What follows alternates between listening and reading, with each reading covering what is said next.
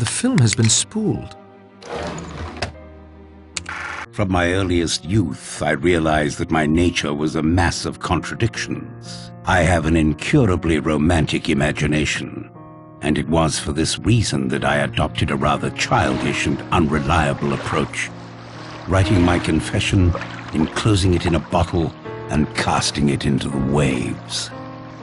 There is 100-to-1 chance that this confession may be found, and then a hitherto unsolved murder mystery will be explained. Another trait born of my contradictory nature is my sadistic delight in causing death. From an early age, I knew very strongly the lust to kill. And yet, I was also indoctrinated with a strong sense of justice. I have always felt that the innocent should be spared and the guilty punished. With this mental makeup, it was inevitable that I would adopt the law as my profession. After ascending to the bench, I found that most of my baser desires were quenched in a legal and just way. And yet of late, I have felt a nagging urge, one that will not free me from its insistent grip. That is the urge to commit a murder myself. I fancied myself an artist in crime, and my imagination waxed secretly to this colossal force. However, I was restrained by my innate sense of justice. The innocent must not suffer. And then, quite suddenly, the solution came to me. I would punish those that the law could not touch.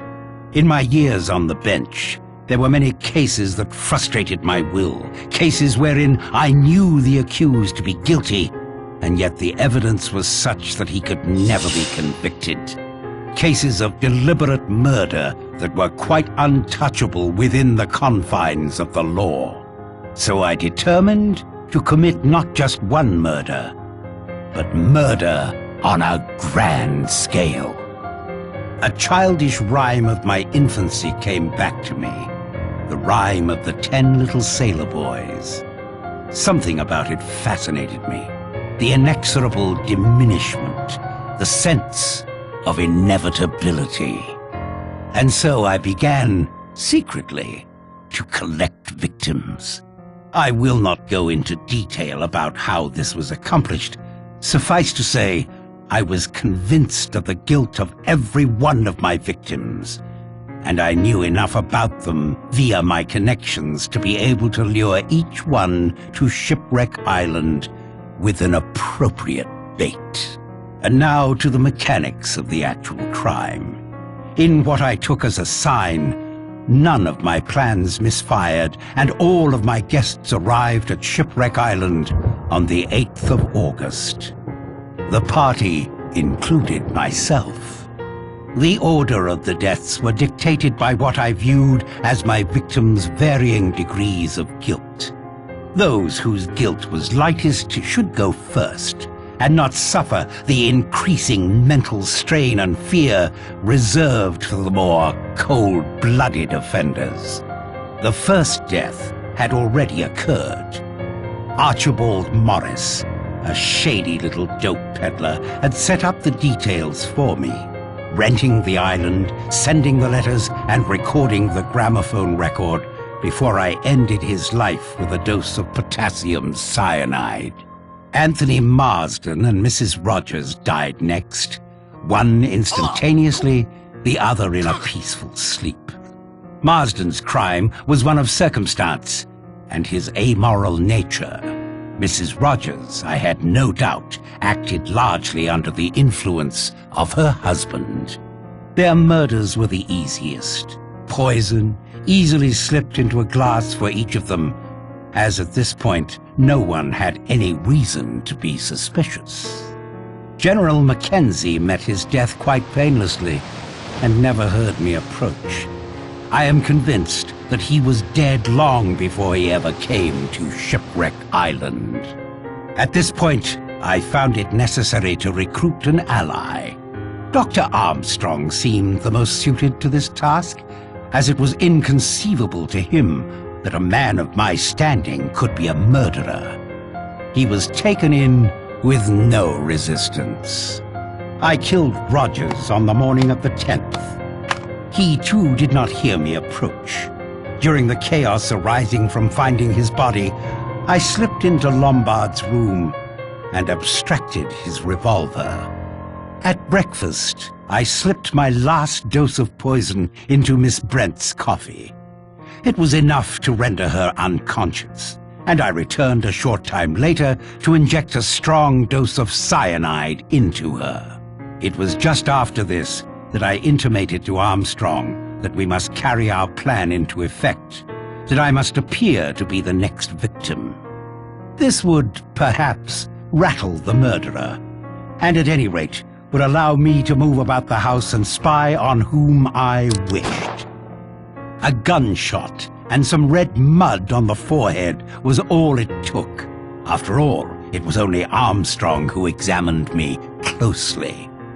After returning the revolver to Lombard's room, I had a rendezvous set up with Armstrong on the edge of a cliff.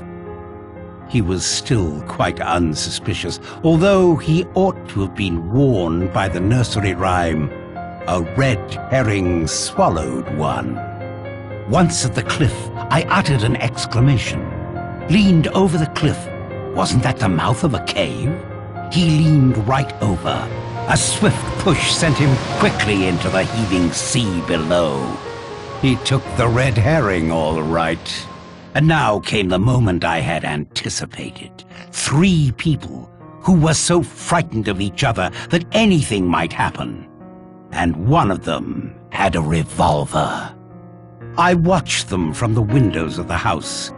When Blore came up alone, I had the big marble clock poised ready. Exit Blore. From my window, I saw Vera shoot Lombard. I always thought she was a match for him and more. I then immediately set the stage in her bedroom. It was an interesting experiment. Would the knowledge of her own guilt, the hypnotic suggestion of her surroundings, and the nervous tension of having just shot a man be enough to coerce her into taking her own life? It was. Vera Claythorne hanged herself before my very eyes as I stood in the shadow of the wardrobe. And now I shall finish writing this. I shall enclose it and seal it in a bottle and throw the bottle into the sea. Why? Yes, why? I suppose I have a pitiful human wish that someone should know just how clever I have been. I must go now and finish this. It is essential that my body be found in accordance with the record kept by my fellow victims. My own life is of no consequence. My doctors tell me I have a month to live at most. I do not wish to die the death of the invalid patient, steeped to the gills in drugs, culminating in a complete loss of human dignity. I will instead be found laid neatly in my bed, shot through the forehead.